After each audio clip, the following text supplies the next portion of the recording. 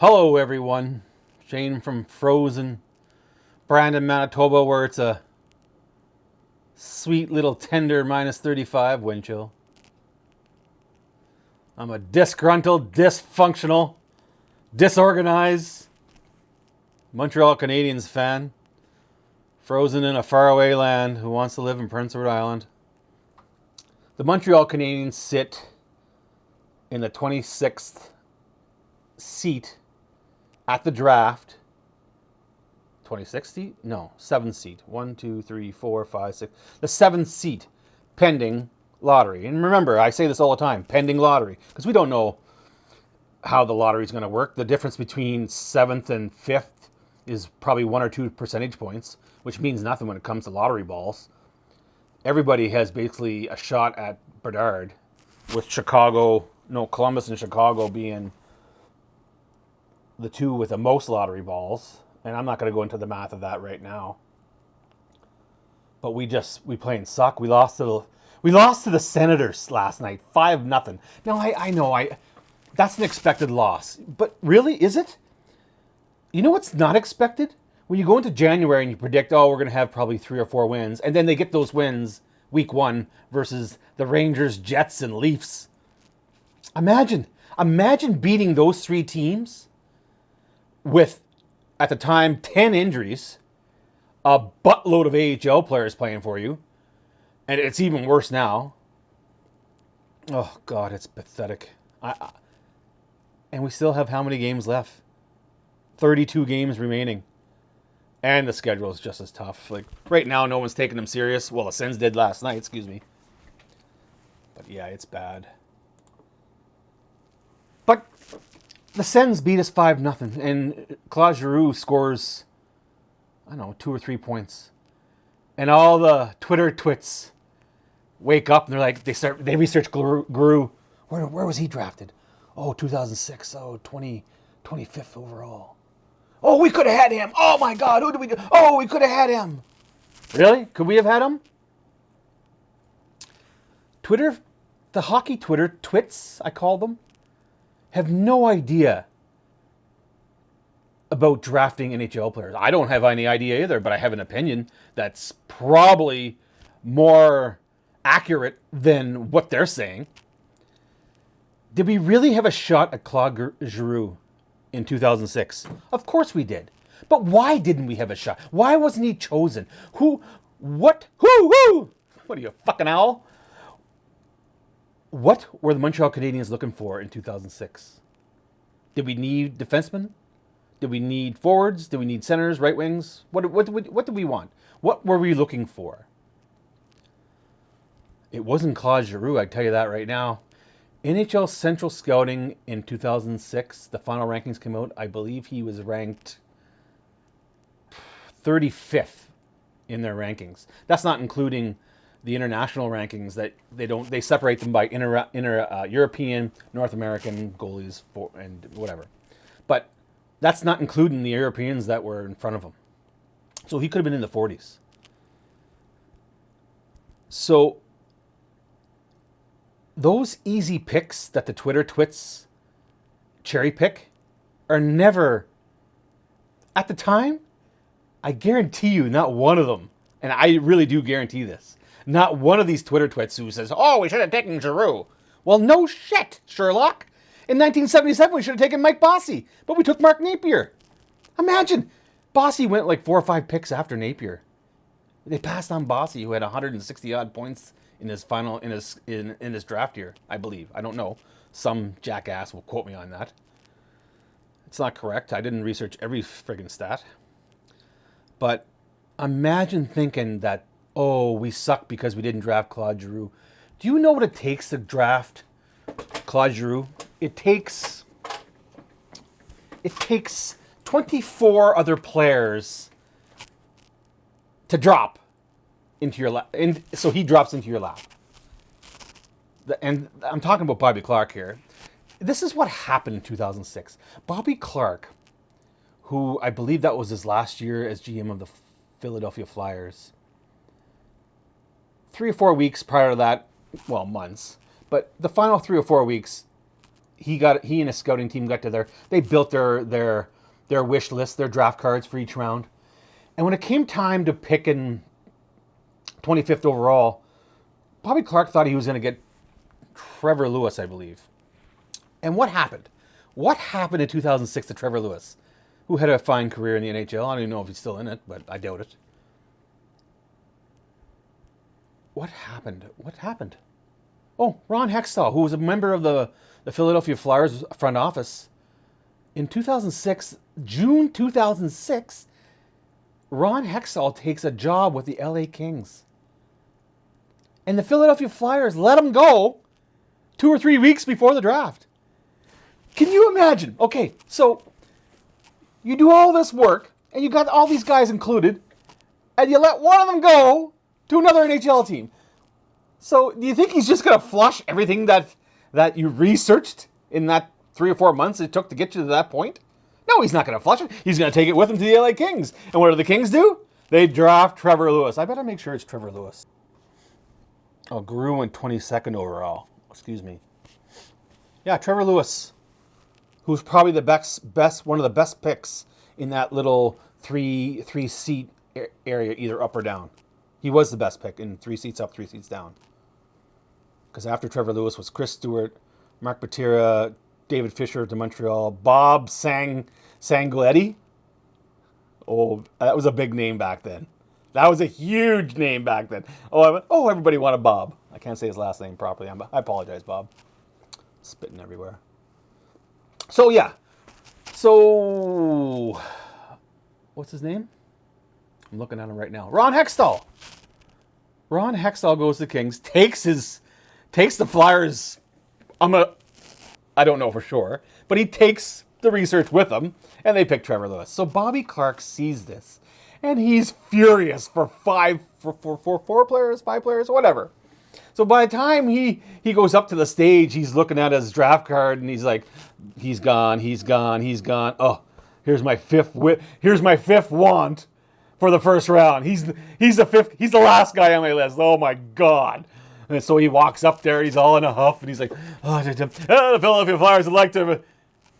who is he? Who am I taking? Someone remind me. Poor bastard. Poor dumb bastard.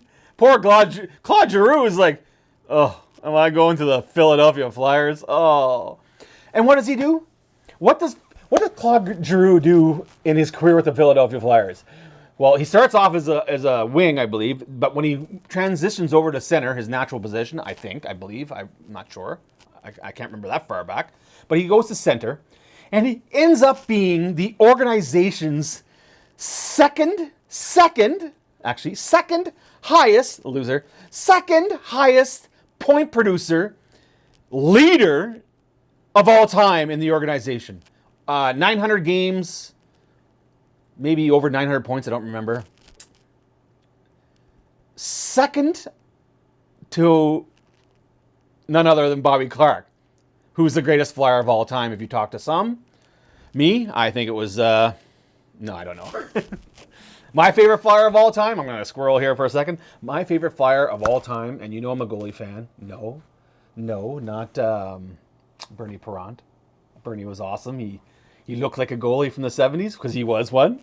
Looked like my dad because they all dress the same. Jacques Plante mask, beautiful Cooper pads, Sherwood goalie stick. It wasn't. Who do you think would be my favorite goaltender from the Philadelphia Flyers? And you're not going to know this because you'd have to follow me on social media for the last 24 years. Pelle Lindbergh. I thought Pelle Lindbergh, one, was the coolest goalie I ever saw that I could remember. Keep in mind, when in 83, I was, 12 years old. So when he came to be in 1983, I don't remember much of the 70s. I was born in 71. I was around for everything in the 70s, but I don't remember much of it. I remember Ken Dryden playing. I don't remember him raising any cups because I don't think they physically did that, except for the last season. But Pelle Lindbergh was one of the final goaltenders to ever wear the Jacques Plante fiberglass mask. And he had the coolest look. And his name, Pelle. I'm not a soccer guy, so that meant nothing to me in the 80s, even though I'm pretty sure Pele was probably, I think he was one of the greatest soccer players of all time. Brazil, maybe, or Portugal? I don't know. I don't want to insult anybody. I know he passed away. Or did he? Doesn't matter. But Pele Lindbergh, he was the coolest guy. And my cousin Ian, he was a big Flyers fan. There was no rivalry back then between families. But I remember Ian being a big Flyers fan. And, yeah, so Pele Lindbergh was awesome. Spencer Myers is a Flyers fan. Imagine. How's that happen? Spencer, how does one of the greatest Prince Edward Island hockey players from the early 80s become a Flyers fan? Tell me a story, Spencer. I need to know because I don't understand. I don't understand how someone from Tignish becomes a Flyers fan. Did they practice there? I think they practiced in O'Leary. Oh, I'm squirreling hard now. So yeah, Pele Lindbergh, one of the coolest goalies. Unfortunately, he passed away a couple years later because he was doing a little drinky with his Porsche. He was 9/11. He really crushed it that night. Oh, sorry. Is that... No, that's not disrespectful, is it? I'm sorry, Pele. He'll kick my ass when I go to heaven. And here's a fun fact about Pele Lindbergh. He was one of the first goaltenders to ever place a water bottle on top of his net during the game so he could drink water throughout the game.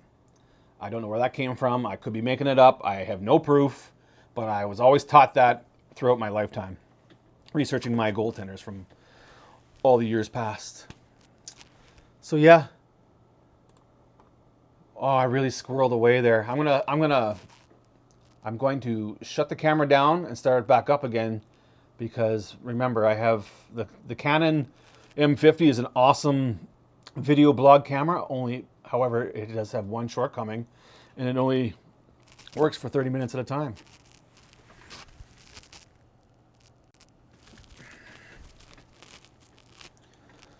Yeah, so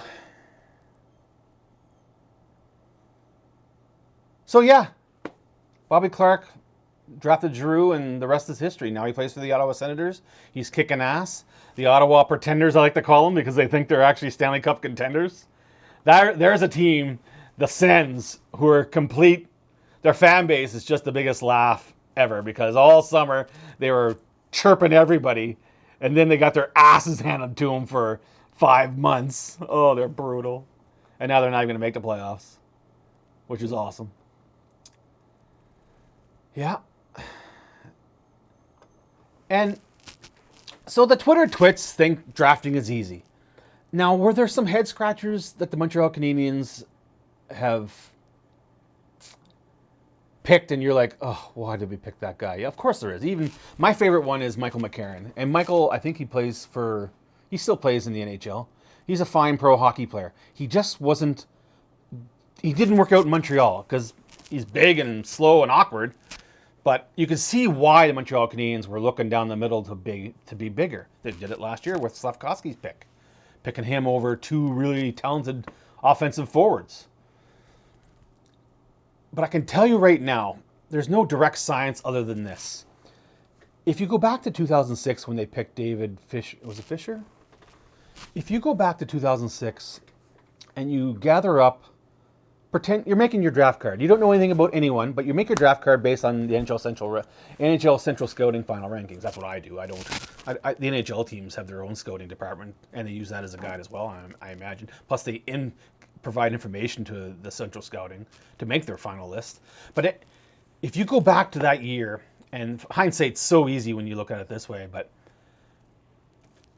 over 90% of players picked after pick 15, we'll say if I'm picking a number, over 90% do not spend much time with the club that drafted them.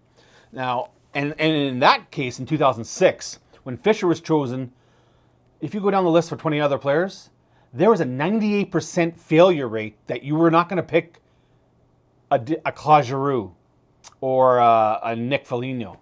98% is the number that you're going to miss out on these players because really it's just the next guy on the list. And 98%, they all almost made the NHL. I don't know if they all did. I'm not going to go down the list. But that's the failure rate after pick 15. 1 through 15, you have a good shot at getting an NHL player. 1 through 5, you have a great shot. 1 through 10, even better. And 1 through 15, 10 to 15, you might get a long-time NHL player, you may not. But for sure, after that, you have a high success of failure at picking a player who's going to play 1,000 games and 1,000 points. It's unheard of. No, it's not unheard of. There's all kinds of examples. And those are the examples that fans use. They cherry pick these single players that played 1,000 games and 1,000 points. Oh, we should have taken him. Imagine. Listen, if you have the balls to quote something on Twitter that directly connects you with, yeah, I wanted Claude Giroux for the Montreal Canadiens, then great, good for you. I want to see it. I know I didn't. I didn't even know who the guy was. God, 98% failure rate after pick 15. And you can go through every single draft and you'll see the same numbers. Oh, that guy was traded a couple years later. Oh, that guy was traded a couple years later. Oh, that guy was traded a couple years later. Why is that? Why is it when they draft these guys in the first round after pick 15 that they only play 200 games with that club and then they move on? Because it's always the same type of player. Oh, he needed a new start. Oh, he just didn't fit the organization's systematic needs for whatever. And it's always the same excuse. But it's not an excuse. It's just, no, we drafted him. He didn't work out for us, and he's probably not going to work out for the next team that you trade him to. Go back and look at history. Look at all the trades that when you trade. Have you ever seen, except for John LeClair, have you ever seen a pick get traded and then he goes on to be a freaking superstar? John LeClair excluded? Oh, I was such a big scrolling now. I was such a big John LeClair fan. One, he wore 17, which was one of my favorite numbers as a youth hockey player, until I got introduced to number 27. Oh, did I just spill it on my shirt? I love this jersey. Thank you, Matthew. He's such a good boy. Where were we? Oh God. Oh yeah, Michael. Oh, squirreled hard. Yeah, Michael McCarron. That was a head scratcher. But Shea Theodore was the very next pick, I believe. And I had no inkling. I knew Shea Theodore. I think he played in the Delve, actually. Portland, maybe? Whatever. I remember watching him. I was like, oh, yeah, he's a pretty good guy. Good player. Who knows? You never know. You don't know with these guys. Guys, you don't know. Yeah, Shea Theodore today? Awesome. Let's go back in time. I want to see all the guys who picked Shea Theodore for the Montreal Canadiens. Yeah, jackasses. It just doesn't happen, people. And sometimes it does. When Montreal drafted Caden Goulet, I was like, oh man, I really wanted Dawson Mercer. And I still like Dawson Mercer. He's a fine pick for the New Jersey Devils. But I really wanted Mercer, and I was like, oh, Goulet. And then it's like, oh, Goulet's pretty freaking good. Where else? Yeah. My next example, you want to talk about Danny Cristo? A second round pick? Fans they lose their grapes over a second round pick. Why do we not talk about Danny Cristo? Why don't I talk about him? Why? Because I just explained it to you why I don't talk about players after the 15th overall pick. I don't talk about these guys because most of them don't work out. Danny Cristo's another one. But no, whatever. What did we do to get Danny Cristo? Oh, yes. The 100-year anniversary. So we wanted to build a team for the 100-year anniversary. We traded for Alex Tanguay. We traded our 21st pick in the 2008 draft to Calgary for Alex Tanguay. And that 21st first overall pick was, what was his name? Oh my God. What was his name? The great Greg Nimitz. Whatever, I don't even know how to say his name. He played a whopping 15 games in the NHL. But fans are like, oh, we traded our first round pick, and oh my God, we could have had someone like Greg. Really? But I get it. Because if you look at that round, you can cherry pick that round too. Because just after the 25th overall pick, there was, who was it? I'm looking. Calgary pick. Oh, yeah. Tyler Ennis, John Carlson. But again, sure, we could have had those had we not traded away Tanguay. But do you think we're going to pick those guys? Why did they go so late in the first round? Because they weren't that good. They weren't ranked that high. Sure, they're good now. They're great. But come on, people. If you would have drafted Tyler Ennis back in 2008, you'd be like, oh, look how small this guy is. Oh, we can't take him. Or you would have taken John Carlson and be like, oh, who's John Carlson? Oh. Holy shit, John was pretty good right off the hop, wasn't he? Yeah. What is this one? Oh, I'm looking at the... Oh, man. You go down the list after our 25th overall pick, who went to Calgary. Again, it's another 90% that you're going to probably fail because only 1, 2, 4 players out of 20. What is that? I don't do the math. 420. 80% failure rate? Is that right? 4 out of 20. 400. How come I can't do the math there? Well, that's weird. 4 out of 20. Yeah, 80%. 80% failure rate. Holy cow, I don't understand what's going on. I'm not tired. I got a full night's sleep last night. Anyway. Must be that quarter moon. You know how it is with the quarter moon, right? Hoo! Danny Cristo, yeah. Alex Tanguay, sure. So you can do this all night long. You can go through the draft years and be like, you know what I do? Here's exactly what I do. A player's draft, when I see some Nimrod, glue bag, pork chop talk about, oh, we should have drafted that guy, I go right to NHL Central Scouting, type in the year, and I look at the draft, the final rankings, and I say, okay, he was picked there. In my draft card, he'll probably be in the first third, middle third, bottom third, or top third. Sorry, top third, middle third, bottom third. And if they're in the bottom third, I don't even give them another thought after that because it's just that means 5 other players were probably picked before your last guy to pick that guy, if that makes any sense at all. And that's it. I really have nothing to say for this show. I just wanted to talk about all these pork chops that are yakking about drafting and developing. I don't even want to talk about developing. Holy crap. It's not a freaking science, people. You just can't, you can't develop a player into an all-star. It's impossible. Most of these all-stars where are they drafted? I already said it earlier, right? 1 through 10. That's where you find your all-stars, superstars. Connor frickin' Bedard. The Montreal Canadiens need him. They all need him. You understand. Columbus, Anaheim, Chicago. They all need Connor Bedard. But who deserves him the most? Who suffered the worst right now? I can't give him. I'm not going to allow the hockey gods to let the Chicago Blackhawks draft Connor, win the lottery. Zero chance. If there's a hockey god in our life, the Blackhawks aren't going to win this lottery because they did everything. The word tank, they actually did that. They removed all the competition and still aren't dead last because who knew that Columbus would be even worse? Jeez, you look at Columbus roster in September, you're like, oh, they're gonna be like, fighting for a playoff spot. That's what I thought. But that's just not how the game's played. It's not played on paper. Then you add in all the injuries. Holy crap, injuries.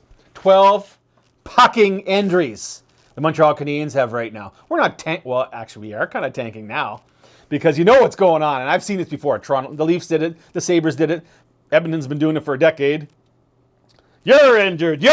Upper body, lower body. You got piano lessons. Hey, what do you got? What's wrong? Oh, you don't look too... Oh, is that a hangnail? You're gone. LTIR. Yeah, the Canadiens right now, if you even have a hint of a little bit of pain, oh, you're injured. Up next, Kirby Dog, Nick Suzuki. You can see it. They're already missing. They're already taking optionals on the practice days. Like, come on, one's 22 years old, the other's 23. You need a break? Come on, boys. You should be able to play forever. Yeah, not sure. That's not how it works. But yeah, Montreal's really... Cole even said, if we were in the playoff, I could probably play no problem. So he separated his shoulder twice in the last 3 months. Popped it back in, kept playing. That's lethal weapon shit, right?